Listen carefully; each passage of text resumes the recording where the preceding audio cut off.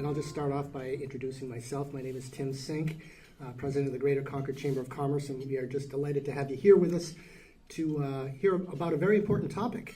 This is our second annual State of the City Schools Breakfast Forum. So we started this a year ago and thought it made a lot of sense because this is a very important part of our community. First off, I want to thank Unitil for sponsoring this event. Unitil is a fabulous partner of the Chamber. Thank you. Gary Miller is representing Unitil today. He is a former board member, former board chair, and a big supporter of this community and many others where Unitil has a presence. So we're very grateful for their support. Wanted to recognize some of our elected officials here today. Mayor Champlin is joining us this morning. Welcome, Mayor. Also, City Councilors Judith Kurtz, Jennifer Kretovic, and Stacy Brown. So thank you for joining us. Oh, we have school board members, Liz Boucher and Pamela Walsh, who is one of our speakers today. So thank you, school board members. Did I miss any school board members? Last but not least, a number of chamber board members here. Ari Pollack, who is attending his last breakfast forum as board chair. He cycles off, and I think he's very excited about that. So thank you for everything, Ari, and you're not getting away too far, I can tell you that. Also wanted to recognize incoming board chair Larry Haynes, board member Patrick Tompkins, Chris Nato is here with us today, and Scott Laughinghouse. So thank you, bosses. Good to have you here. All right, just a couple more, and then we're going to move into the substance here. But wanted to bring to your attention, we do some group tours at the Chamber. It's been something we've been doing for years. Just had a group come back from Scotland. They had a great time. And we're planning a trip to Portugal in late April. So keep your eyes peeled. There'll be information in the Chamber newsletter. You can go online at concordnhchamber.com. Give us a call. We're going to do an orientation in late November and hopefully get a good group together for what will be a very exciting trip. Also wanted to mention a few upcoming events. Not everything. You can check out our website, but I did want to draw attention to the Concord Young Professional Network's Election Essentials, October 1st at 5:30 p.m. at the Barley House. This is basically a primer on, if you haven't been active voting, here's how you register, here's where the voting polls are, just the basics. So if you know anybody that could benefit from that, please have them join us. Our next business after hours is October 8th at Taylor Rental at 5:30. And our next breakfast forum is October 10th. That's a luncheon here at the Holiday Inn, and the subject matter is Understanding Homelessness in Concord. So another very important topic. So I am going to do some introductions now, and I'm going to start with Kathleen Murphy as Superintendent of Schools for Concord School District SAU 8, and she began her work here in Concord in 2020. Kathleen began her career as an elementary school teacher, and after 13 years in the classroom, she migrated over to administrative positions at the elementary and middle school levels. Prior to her Concord superintendency, Kathleen was superintendent of schools for the Hampton School District, and she held that position for a number of years. She was appointed by Governor Lynch to the position of Director of the Division of Instruction, one of three major organizational strands at the New Hampshire Department of Education. As director, she provided leadership to several bureaus and offices in the division. In addition to a strong experiential background, Kathleen has an undergraduate degree from Plymouth State College, a master's degree from Rivier College, and an advanced graduate degree from the University of New Hampshire. I'm going to introduce all three speakers, so bear with me here. Jack Dunn is the business administrator for the Concord School District. Jack is in his 12th year as business administrator for the Concord School District, and prior to that, he served on the Concord School Board for 3 years. And during this time on the board, you may remember he was chair of the Capital Facilities Committee and Building Committee that oversaw the construction and financing of 3 new elementary schools, and we had many presentations on that back in the day. Prior to serving as business administrator, he worked in the private sector for 15 years, both in the computer industry and industrial distribution. And last but certainly not least, Pamela Walsh. Pamela is chair of the Board of Education, or president, I think is the proper title of the Board of Education. Pamela is serving her first year as president and her fourth year on the board. She previously served 2 years as vice president of the board. She previously worked as chief of staff to Governor Maggie Hassan, deputy chief of staff and policy director to Governor John Lynch, and press secretary to Governor Jeanne Shaheen. So she is a very familiar face here in Concord. She's currently a senior advisor for Senator Maggie Hassan, and she's the parent of a 6th grade student at Runlet Middle School. So I'm going to invite Pamela to come up here and kick us off. I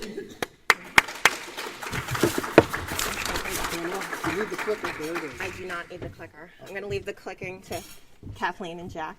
Good morning. Thank you all for having us. Jack and Kathleen have a presentation. I just wanted to say a few words to kick it off, and then I hope we'll have some time for Q&A. I know there's a lot of conversation and publicity about the middle school and charter amendments, and those are very important topics that we're going to touch on and answer questions on. But this is also a really exciting opportunity to talk about what's going on academically in our schools that doesn't get as much attention. In the past 2 years, we've implemented a new reading program to focus on phonics. We've revamped the math program. We're starting to see test scores and learning recovery from COVID. We've expanded foreign language in the middle school, and we've introduced career pathways for our high school students so that they can see what courses they need to take, whether it's in the regular high school or in our regional technical center, to get on the right path for what they want to do with their life. And so we're very excited about a lot of the things that are going on in the schools and look forward to talking to you about it this morning. Kathleen.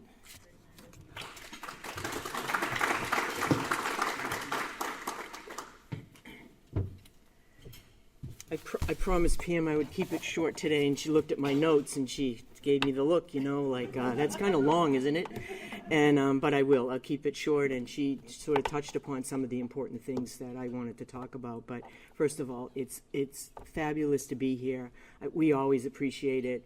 Several years ago, when Jack and I came to the State of City Schools, we said, "Why, Jack? We need to be here." So you get what you ask for, right? So here we are for our second year. But it's a pleasure because I think it's important that we share the kinds of things that are happening in our district. And it's really exciting. I think I told you last year I came for 1 year as an interim, and I'm now in year 5. I don't know what happened, but I will tell you that the work is addictive in the sense of it's so positive and it's so much, it's just a joy, and it's all around art students. So I hope I'm going to kind of highlight on a few of those things. But I want you to remember that our schools are the fabric that weave our community together. It's so important about the work that we do, and our state, our city, our state, our country is the way we are today because of the education that our children receive, unlike many other places around the world. So just remember that our schools are that fabric, and that's how we are able to move ahead. Pam did talk about math a little bit. We have 2 brand new math programs. We have iReady, which is a K through 6 program just implemented. We had been with a math program for 10 years. It was time to change. We looked at best practices. We have evidence-based instruction, so that program had been through a very rigorous review. Our teachers were the ones that selected it. The district does not work from a top-down kind of approach, but we engage our teachers because, after all, they are the boots on the ground, right? And so they know what's good for our kids, and we listen to them, and so therefore we adopted the iReady program. A little bit different. I know parents panic when we bring in a new math program because it's not the math that I had, right? How many of you said that, right? I still say that. But I'm telling you, it's what reflects in the world that we live in now. And so those are the kinds of skills that we're trying to teach our kids. The other issue is that in grades 7 through 11, we adopted a new algebra program. We felt algebra was really important for our kids. And so starting in 7th grade, they have a program that transitions all the way up to the high school. Also a very important thing, when the kids are in middle school, we want them to be secure and comfortable in their approach to learning, so we have really connected our 2 principals work all the time together. two brand new principals, I might add, Jay Richard and Dr. Herbert, and they are fabulous and have really done that connection. So those are important. Again, that program was research-based, selected by our teachers, and adopted, and we piloted it last year. We're in the first year of it this year. By the way, it's called Open Up Algebra, so just in case you've heard that. Pam alluded to the world language. That's incredibly important. There isn't a college that doesn't want to look at somebody's transcript to see foreign language, right, or world language. And the research is very clear about world language. It's the earlier the better. They pick it up earlier. So don't be surprised if down the road we say, gee, 5th grade should probably be exposed to world language. We won't do it all at once because it's expensive. We get that. But this year we were able to add it to 6th grade. And the feedback we got from our students, who better to hear about something that's new than from the kids, right? They are really engaged and very pleased that they have that opportunity. So that was new this year, and we're pretty excited about it. Pam alluded to she could have given my speech this morning. I should have. But we did implement reading language arts. And think about this.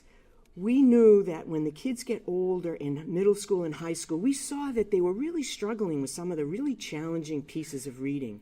And that's new vocabulary, difficult words, especially in science, social studies. So we looked at that, and it has to start down at the kindergarten level. You can't just introduce something at like 9th grade and hope that it takes. We introduced a phonics program, and that is all the way up now through 5th grade. So they have a solid foundation for reading. That doesn't mean that we're ignoring literature, because we think literature is really important. Kids want to pick literature that they like and they enjoy and they want to read it. So that's an important component. But the phonics program has been very successful. We saw an increase in our reading scores by 5% over the last state assessment, so we were pretty happy about that. Included in that reading is some other areas. The famous spelling, the spelling words. Everybody remember the 20 words you had to learn every week? So they've come back to that because it's really tied to phonics, right? Because if you have good phonics skills, that helps you with spelling. Not always. English language is a challenge. I think you know that. But that we've included spelling and grammar. So there's been a more of attention to those areas, and we think that's really going to help our kids. One of the things that we're very proud of, and it's on your table, I hope you'll take a look at it. Is anybody clicking for me this morning? Jack. Give me a clicker. A clicker. Jack, here's a clicker. Okay, I can do that. So All I right, can catch you awesome. up. Yeah, catch me up to the section. There you go. This year, our high school worked on a document. You have it on the table. Take a peek at it. It's a program of studies, but we call it Rising Pathways. And it's a new approach to how we deliver program courses. So please take a look at it. Included are all the different, on this screen you can see all the different pathways that we offer at the high school. So when kids are picking out their classes, they're no longer assigned classes, but they pick areas that they might be interested in. Health science, human services, law, public service, manufacturing. So then, when they do that, they decide, okay, maybe I'd like to look at business. Let's talk about business. Can you go to the next slide, Jack? So this is what they see. They'll see the information on business, which is, I'm going to go to that right now. I should have tagged it. Thanks, Jack. Don't you love Jack? Huh? He's got the numbers. Yeah. Did I have it on my cheat sheet? But anyway, the kids look at that and they lay out the 9 through 12. So if I'm going to study business, they recommend the kinds of classes that the youngsters should take that will be surrounded, will give them the experiences that they need in the world of business, rather than just take all kinds of classes with no focus. Now, that doesn't mean that I choose it in 9th grade and that's where I have to stay for the 4 years that I'm at high school. Absolutely not. And we know that kids will switch. My grandson thought law was going to be a great thing to do, and last I heard, his mom said he loves math, and so he's going to go in that direction. So, the kids change, don't get me wrong, but we, at least they know, what should I take for classes? What will enhance the work? And by the way, they usually love it. If they choose something that they like, they enjoy it, they stick with it, and it's more meaningful to them. So take a peek at that. We left one on the table for you, and by the way, we got great kudos, and our high school team did that, along with our assistant superintendent, and I'm pretty pleased about that. How am I doing with time? Okay. So we had several, I wanted to talk about the job fair. I almost forgot. We had a job fair last year, very successful. You can see the numbers, 54 businesses with 150 business professionals that joined us. We had over 800 students attend the job fair. And it was a huge success. We'll continue to do that. I think many of you in the room, we want to thank you for being there and participating in it, because it was really meaningful to the kids. So just wanted to give you that. That's where our kids have experiences that help them understand, what do I want to do when I finish high school? One of the areas that we spent a lot of time on this year was around social emotional health. We know that after the pandemic, that our kids, because they were they didn't have school, right? They were at home. We knew that we needed to do some work around social emotional learning. We were very fortunate to receive 2 federal grants. One Children's Mental Health Initiative for $3.3 million, and a second one called Project Aware for $6.4.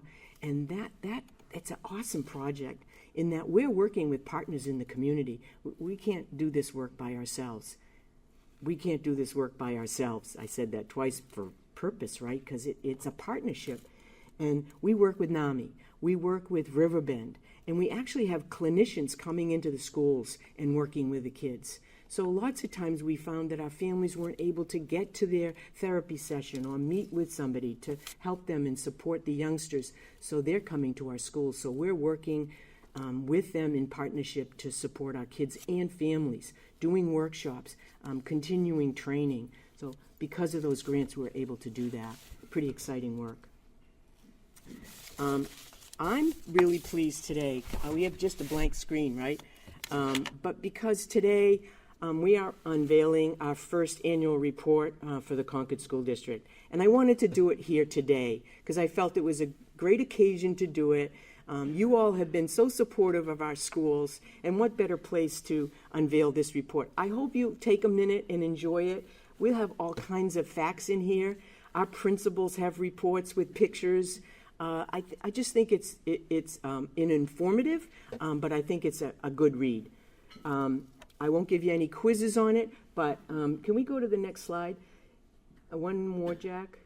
Yeah, here it is. For instance, transportation data is in here. I bet you didn't know some of the data that we have, that we total miles of 458,000 plus miles our buses travel all year, that we have how many routes we have, after school programs. So we have data like that in this report. We also have statistics on our school assessments, reports from our principals, but please take a moment and read it. We're going to distribute this through the community. You'll see it at the library. Hopefully we'll have it at City Hall, Mayor, and so that folks can pick it up and read it. It will also be posted, of course, on our website. So please take a moment to look at it. I'm going to pass the baton to my colleague, Mr. Dunn. Did I give you enough time, sir? Yeah, this is where I speed things up. Okay. Okay.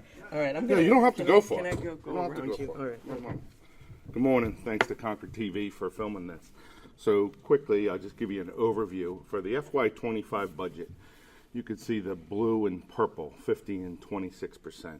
That makes up salaries and benefits make up 76% of our budget. The balance, 24, keeps the lights on, keeps the building maintained, provides supplies into the classroom. Our 3 biggest drivers are the salaries, health insurance, and New Hampshire retirement, in that order.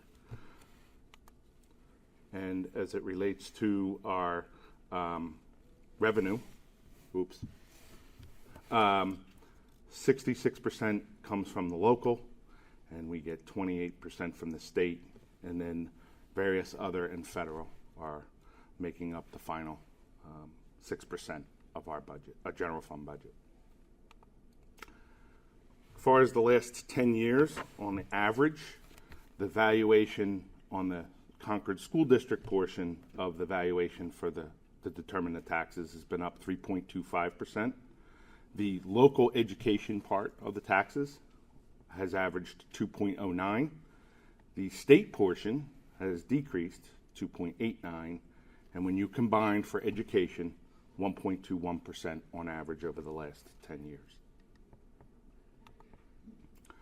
For our capital projects, two big things, as I said, don't go far. For the HVAC, which I'll handle, we did a combination of bonds and ESSER funds, which was federal money from the COVID pandemic, and we have upgraded our HVAC systems, which were 25 to 30 years old, in Broken Ground, Beaver Meadow, and next year the high school will be done. That total is close to $18.5 million for that portion. That is in addition, we did piggybacked on this and did buy some replacement buses to try to catch up the fleet. And for the safety.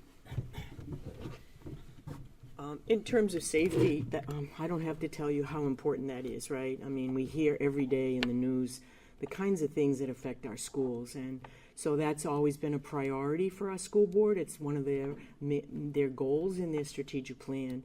So this past year, we were fortunate. We received funding from the state for infrastructure, and so I just want to check to make sure I have the right number. Probably can't find it now.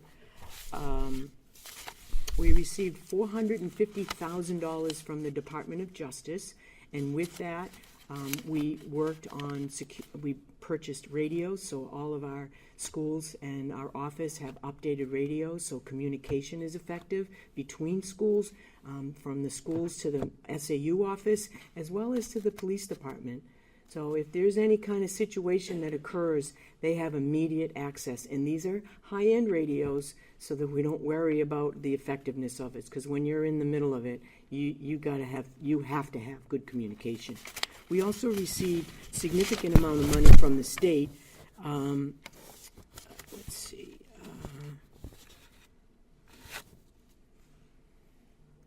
We received monies for our vestibule. So many of you will probably been in the schools. You notice you just kind of go one doorway and you're in the building. And in 3 of our buildings, that was not acceptable.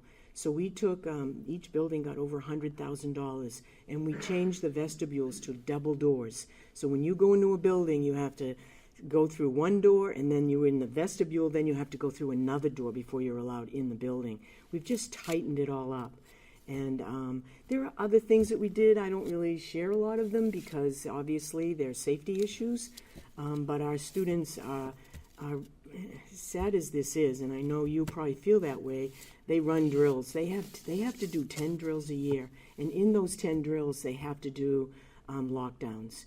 And they either do a lockdown, which keeps them in their room in a secure spot, or sometimes they do a soft lockdown. If something's happening outside, but it's not necessarily on their grounds, for instance, if something's happening in the city, it's near their school, the principal may call a soft lockdown, just to be careful. And then we try to communicate to the families about what's happening. Last week we had somebody that was at Abbott Downing, and principal saw them. The teacher was concerned. He was parked out back and then walking around and looking in windows, and that just sent everybody in a tither, right? Well, it was a DoorDash. He couldn't find the entrance, so he was, but with the support of the police department, and we got that squared away. But that's how it's become, unfortunately. But they went into a soft lockdown until they knew, and the kids are very resilient. I have to say that. And by the way, they do a fabulous job. We actually do evacuation drills too. They move from their school to another site where they evacuate to should they need to. So As much as I hate the topic, it's one that's really a priority for us. Okay, Jack, here's the best project. So for our middle school project, this is the timeline and this is where we are right now. We have some events coming up over the next year. Some of the biggest things will be the start of construction and when we expect to complete and open the building, which would be in 2028. This information is posted on our website, which there'll be a link at the end. This is, right now, the board voted last December to move it to the Broken Ground site. And as you see the Broken Ground School, the Millbrook School, and where the proposed building is to be built along with the fields. This is a bird's eye view of where what the complex would look like as it relates to Millbrook, Broken Ground, and the new school. This is what we estimate the tax impact as of right now. If the board did not have a facilities and renovation trust fund, which it's been planning for, and it's a fund that's been in place since 2005, if we had just borrowed and used that fund, the estimated impact would be $1.08 per thousand, or $378 increase in year one, and then would begin going down to $368 and continue to go down for the next 8 years after that. If we have new middle school along with state building aid and the facility and renovation trust fund, when combined, the first year would be a $147 increase on a $350,000 home. Year two, $144, and then continue to go down for the next 8 years after that. All that information can be found using that link or the QR code.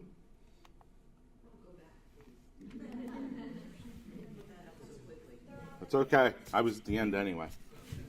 I can leave on that. Okay. Any final comments you want to make? Yeah, I do want to make some final comments.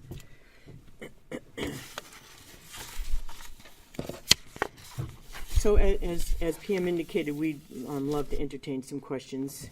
I think that's important. I'm sure you have some things that I wanted to share in closing. An experience that I had this summer, and I think it's a testimony to the impact that our schools make. And so this summer, I received a call from Principal Herbert, and he asked me to attend a graduation of a student. Of course, for me, that's the best part of my work. I have to tell you that graduation day for the high school kids and all the other step-up days for middle school and fifth graders it's just awesome. And so I said, of course, I'll be there.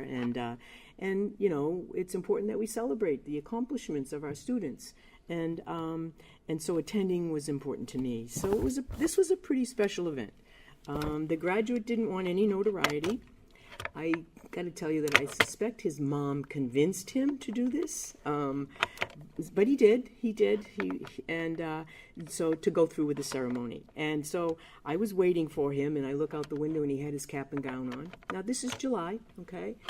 And just remember that all kids take a path in a different way. The days of, seat time and X amount of time and you're done school in 4 years, you don't know what some of these kids and families go through to get to the end result. And it's not important how they get there. It's that they get there, right? I had a chance to talk to this young man. He was awesome. He's got a career path. By the way, he's attending, he's attending an HTI. He's studying, my favorite, mathematics, and has a whole plan of where he wants to go. So I know he was in great shape. It was a beautiful morning. He got to be the center of attention. Mom was there, Grandpa, Grandma, a good friend of his was there. Dr. Herbert gave a speech, so made it like it was his special day. So then I share this story. You probably wonder, why is she sharing that story? Because I got a note from the mom the next day. And she said, you know what, I can't believe the way Concord High School handled this situation. She said, I don't know of another high school that would have offered any other way to have him graduate except you can come back next year and walk. Not at Concord High School. That celebration is important for every single youngster. We had other youngsters that graduated during the summer, right? Again, what's the outcome? They got their diploma, they graduated, and they're moving on, whether it's work, military, or post-secondary education. She said, moving here in 2020, I knew Concord High School would offer a better education and many opportunities for my son. But I did not anticipate that he would be leaving with such a caring and personal send-off, which we do. But it's about the school, and it's about the teachers, and it's about the teachers that made sure that that young man got his diploma. And, you know, we sign, I always bring them to Pam, you know, because she signs the diplomas. And she signs them all year, all year long, because kids are on different paths. There are situations that happen in their families, and they're not able to be at school sometimes. Some of them have medical issues. They can't be at school. And yet our teachers and our staff at our schools make sure that kids reach their final destination. So I have to tell you that the culture in Concord is devoted to students, one student at a time, no matter the ups and downs of the barriers that they face. Sure, this was a high school story, but I'm telling you, as I visit buildings, and I do that every week, I'm out in the buildings, and I tell you this happens everywhere, that teachers are committed and passionate about the work that they do with kids. So I think you're in good hands, and I think our students are in good hands, and we're proud to be part of that. So thanks, and I think we're going to take questions. So we do have some time, thank you, and happy to open this up for questions. Councilor Brown. Yes.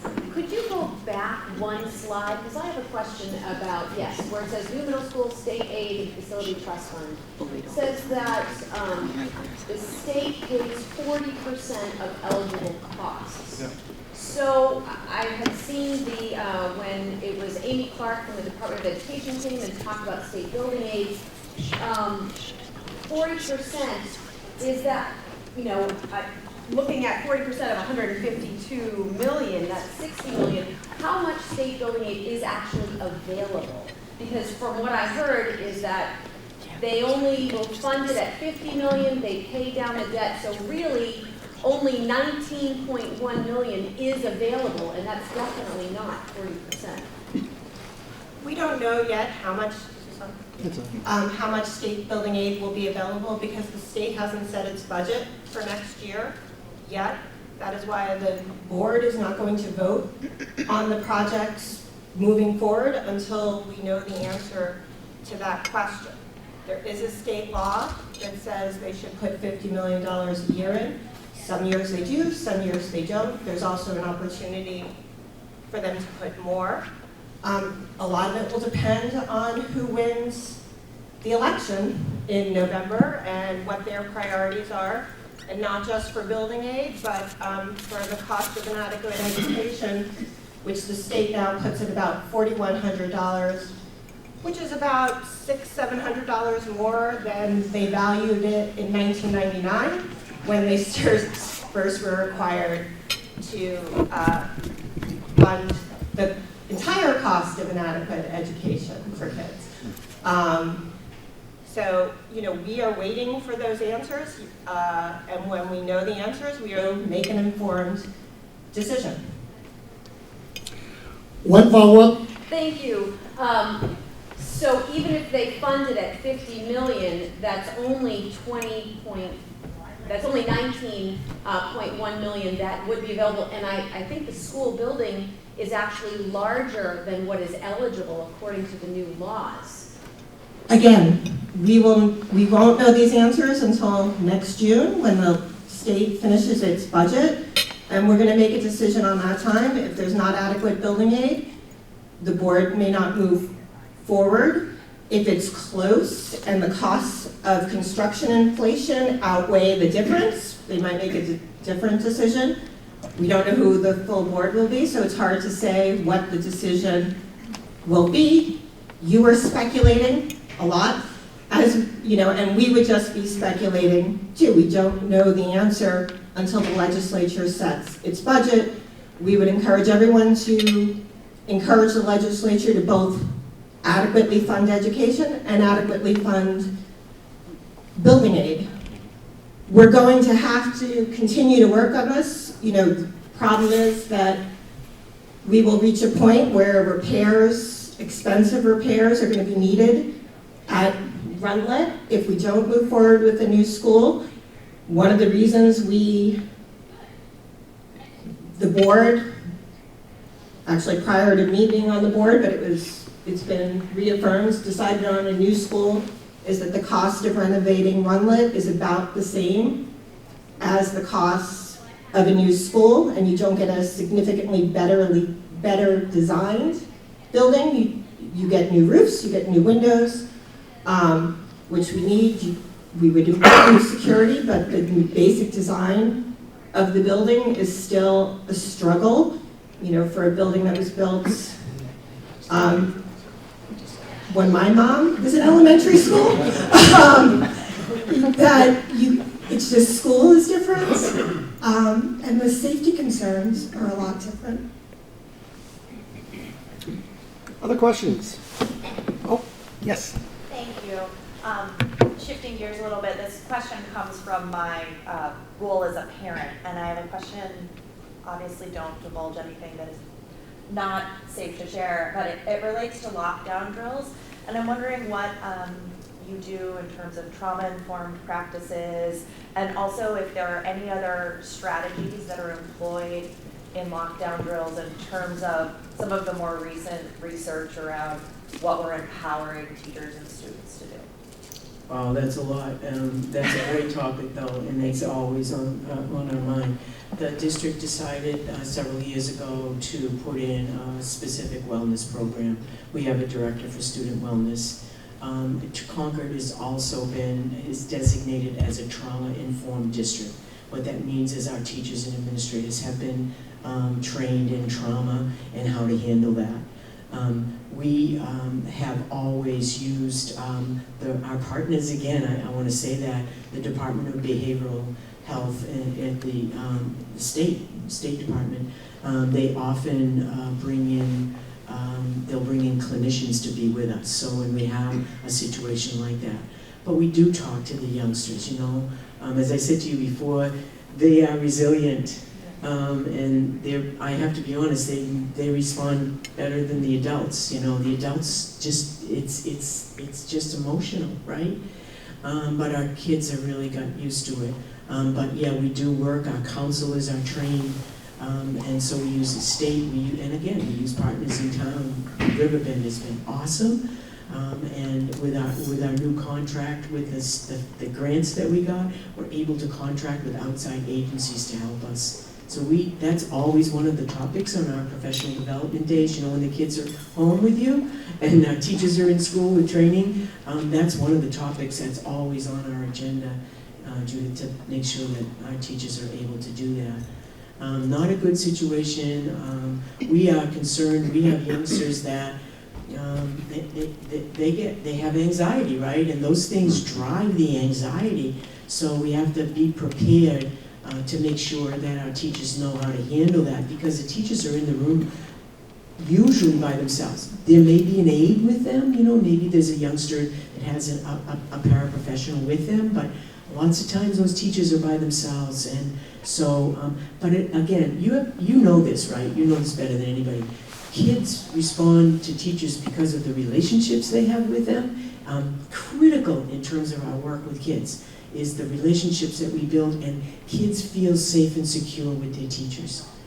Even our administrators are in lockdown, and immediately the police department is called. I mean, they're in a heartbeat. We have the best police department. They take very good care of our schools. They're always with us, visiting the kids, but in addition, when we need them, they are there in seconds. So they come through, everybody is in lockdown, and they are the ones that take control. The communication comes out of the SAU office, so it's very clear and concise, and people don't get confused. I don't know, does that help? Thank you. Okay. Other questions? Yes, sir. Yes, Herb Carpenter, Fellowship Housing. This goes back to the budget slide for revenue, so I guess that would be Jack. And not surprisingly, you've got roughly 75%, I think, of your revenue was associated with benefits and salaries. And I was just wondering if you could speak to how that compares to other districts in the state or the state averages, if you will. Yeah, we're right in line between that 75 and 80%. The good thing Concord has done, both administratively and with the board, is trying to get ahead of healthcare. I was just at a meeting the other night, we used school care Cigna. If we had not done what we had done in 2013, I shared this to the board, we'd be $4.2 million higher on our healthcare alone, because we've taken action to implement, move away from HMO and put in more consumer-driven plan and create more choice rather than the one plan and PPO option. But the third item, New Hampshire retirement, we have no control over that. Fortunately, the new rates did come out. Teacher rates going down about 0.25%, and the non-teacher rates going down about 0.75%. So it's helpful, but of that rate, 3/4 of that rate is to pay for debt that's not going to be paid off till 2039. The state has at least put things in place to get that paid down, but it's a non-negotiable. We have no choice. Anybody that's 30 hours or more pays into New Hampshire retirement. So, Thank you. Can I just add something to that? In Concord, as you know, across the state, you hear about teacher shortage and administrators, and I have to say that in Concord, we're very fortunate. We have filled every single one of our positions in Concord, all of our teaching positions, administrative positions, unlike my colleagues across the state who are still struggling with positions. And so I have to say that when I interview new candidates, and I interview all the candidates before they go to the board, and they want to be in Concord, they want to be here because of the diversity and the city, but yet it's not an overwhelming size city, and so they want to be here. I think the board has been clear about making sure that our teachers are paid according to their experiences and degrees, and so I think that has made us an enviable place for professionals to work, and I think that's a positive thing for the city. Thank you. But we always need educational assistants and bus drivers. Oh, we have a question in the back. Councilor Credit. Can you help address some of the unhoused students in the school district and how you support them? That's a great question, thank you. We have nearly 125 youngsters that we have determined that are homeless. And sometimes that number, when I say that, it could be soft. We don't always know, but the best we have homeless coordinators in every single building. So that's I can call any building and talk to somebody. We also, as part of our Title I federal funds, I think I mentioned federal funds, that's an entitlement that we get. We have a homeless coordinator.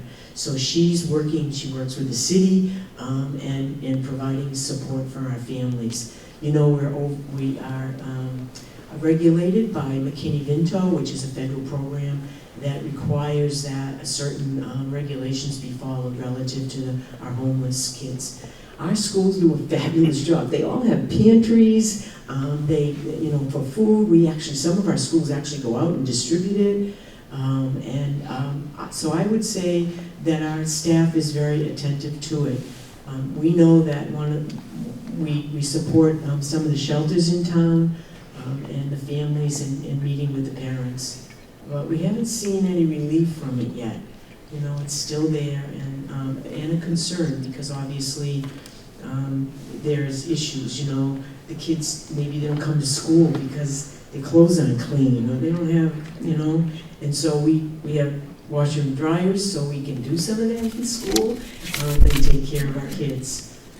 Because, those things aren't in place, then learning doesn't happen. You can't expect the kids to leave all their baggage at the door to stop, right? And walk into school and be a joyous little student learning, not with that kind of baggage. So we have to pay attention to that. Please come to our Understanding Homelessness in Concord on October 10th, just as a reminder. And I just want to add to that because I know for the chamber, the lack of affordable housing is a big issue for attracting workers. And I think it's also important to understand that it's also a major cost driver for the school district. If students can't find housing here, they may move to another town.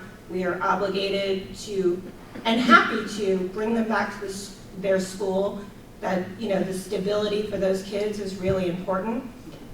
But transporting them is a major expense, and we have seen dramatic increases. We're looking at other solutions. We run our own bus department, unlike a lot of school districts, but we contract out for a lot of the vans that you see around town, and that's expensive. And we are looking at other ways to do it, but that also means we'll have to be able to hire trained staff.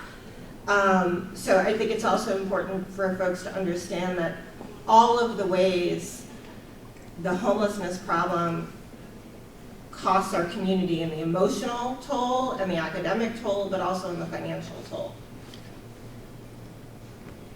Any other questions this morning? I have a rule of thumb. It's okay to end a little early, but it's not really okay to end late, so we'll take advantage of that. Thank you so much for your panel this morning.